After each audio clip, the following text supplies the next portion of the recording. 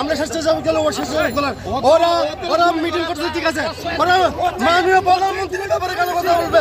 মাননীয় প্রধানমন্ত্রীর ব্যাপারে গুরুত্বপূর্ণ বক্তব্য দিচ্ছে ওরা। আমরা দাঁড়াইছিলাম, আমরা অবস্থান নিয়েছি, আমরা আমাদের দলীয় কোনো সিদ্ধান্ত নাই, এই কারণে আমরা বরং ওদের নিরাপত্তা নিশ্চিত করেছি। আমাদের নেতাকর্মীরা, আমি মহানগর বিএনপির সাবেক যুগ্ম সম্পাদক এবং কেন্দ্রীয় সংসদ যুব দলের মেম্বার ছিলাম, আমি কাউন্সিলর পদবর্তী ওয়ার্ডের, আমার নাম শাহেদ বক্স। আমাদের কেন্দ্র থেকে বলা আছে কোনো রকম সংঘর্ষ যাওয়া যাবে না।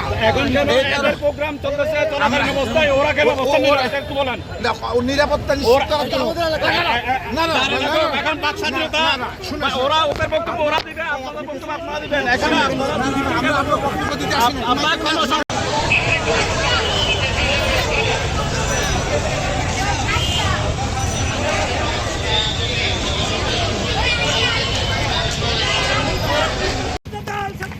সন্ত্রাস সন্ত্রাস সন্ত্রাস সন্ত্রাস চালো রে চালো আগুন জ্বালো দলের রাস্তা না জ্বালিয়ে দাও